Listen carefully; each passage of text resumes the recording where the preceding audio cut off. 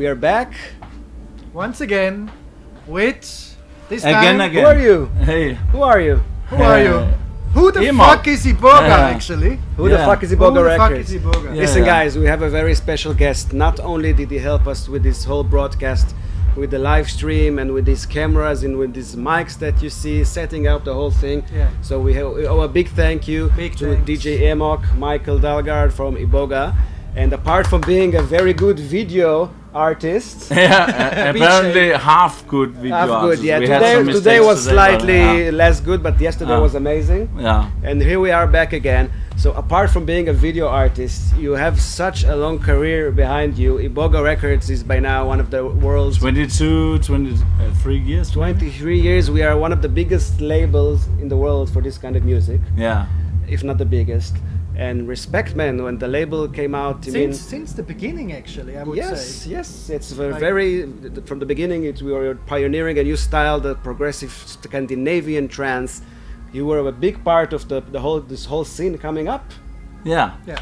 So yeah, we were like it started in Scandinavia, but Iboga did digital structures and spiral tracks and that kind of music, which is we had a different way and approach, you know.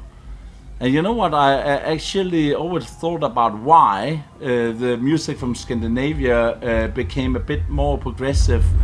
And you know, like a lot of really cool festivals where we go and play outdoor palm trees, like sun, and like, you know, like big dance floors, and there's way more space for music with a lot of sounds and harder and style. Yeah. But in Scandinavia, you know, we have a very short summer, so most of the parties was in basements and in warehouses, and that kind of intense sound just becomes a bit too much sometimes when you're in a smaller environment. Yes. And I think a bit that also created a little more progressive touch to the music, like because it needed to adapt to the environment, you know. Amazing. Wow.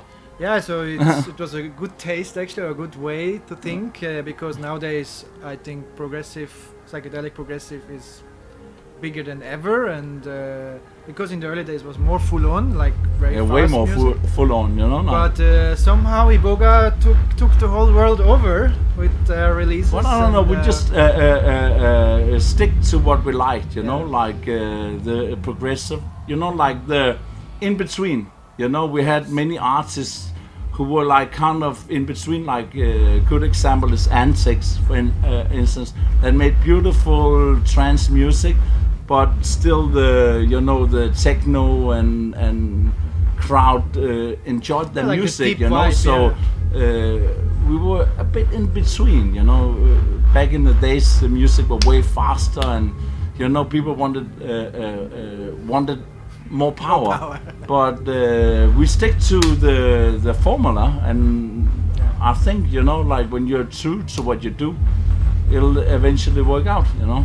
Nice. So, but you run Iboga together with Banel, yes, as a partner. Yeah. So actually, how that happened, you know, like.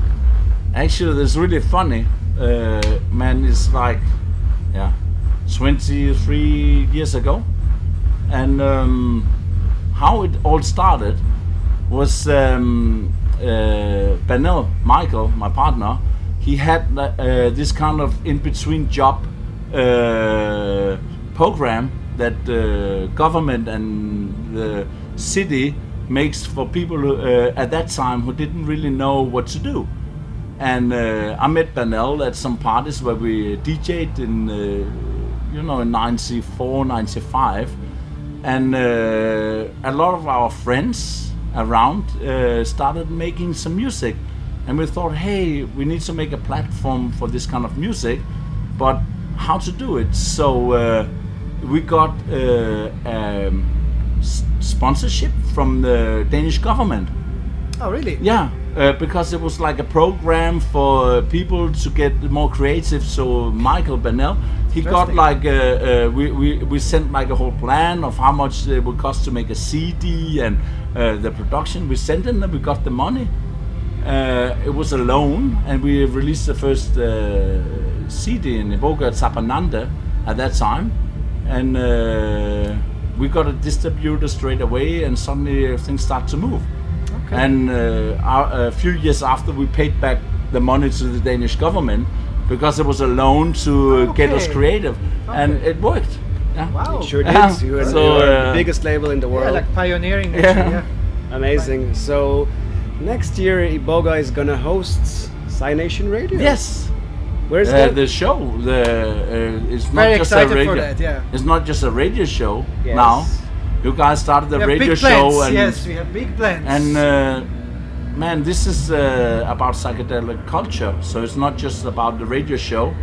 Now you're doing your monthly podcast and show, and this is the first time we do something live, and there's going to be a lot more of that. But we also want to do events and bring some creativity from our perspective to the scene, you know. And yeah, so the first show is going to be in Copenhagen, 11th of May. So 11th of May, don't miss it out. Buy your tickets now because they're almost like kind of almost sold out, I think. And it's carbon-based live forms that opens the main stage. We want to do a different concept, not just begging music all night long. We're building a journey, starting from carbon-based live forms, amazing ambient down-tempo project. We're going to build it up. We're not going to bang from the beginning. We're going to build up with Faxe. We're going to present this new album, a Danish local artist, basically. Continuing with us playing Ace Ventura, Liquid Soul, Liquid Ace, and headlined by Tristan. Yeah, psychedelic music. Yeah. So we're gonna get the whole spectrum. Yeah, that's all about. I would say the music is a wave. You know, it's there's no up without a down, and there's no down without an up. And I think what we're trying to do with Psy-Nation is exactly that. You know, you have to build up for the peak, and you have to follow the wave. If it stays the same for too long, the energy, you know, the energy from a lot of parties are like that, unfortunately. You know, so you need to build up, and you need to follow the wave. We used to have it like that. And a few years ago, many years ago, it was like that. So like I said, the first DJ. Man, when we started the first many parties I went to like in Germany and long parties, there would be like 3 or 4 artists playing for like long 12 sets. Or 15 hours. Yes. Everyone would play like 4 hours. It would not stop, and you will actually enter that thing that we like on the dance floor to actually get into that trance. Yeah, so we're gonna play longer sets as well. I mean, everybody gonna play longer sets. Long sets. Sure. No short like 1 hour, boom, new, clap. But not only that, we're gonna have a chill out stage as well with really good names, some local artists, but also DJ Shahar and Bayawaka. And Dekwa, Alexander. So it's gonna be a really massive musical journey. We're gonna have a big emphasis on visuals with global illumination. Yeah, and we're trying to do something different with the environment and the visuals. The only thing I can say about it, because we also want to keep it a bit as a surprise, but we're going back to the roots. We're doing something completely different with the environment and the visuals, and yeah, come see it. Yeah, so this is the first edition. We're gonna have more. There is a lot of plans already. There are. Yeah, many countries confirmed already. Psy-Nation. But we will wait with announcement for that stuff. Bringing local artists, making work with local crews, and no borders. Psychedelic music in what you are the host. What you think is the quality you want to present, no? Yeah. So lots to expect. And so beside of all that, we really want to thank to Dreamstate to make this possible, to have this. Makes this possible. We are in America and California making this amazing live broadcast. It's the first time we do that. We had some little bit problems, but yesterday was really good. We will grow. We will grow. We're gonna do it in many countries as well. But again, thank you, Dreamstate, and we're gonna take a small break. Gonna hear what Mandragora is playing on the other stage, and we'll be back right away to say goodbye. Namaste. We are Psy-Nation. Turn on, tune in, and drop out.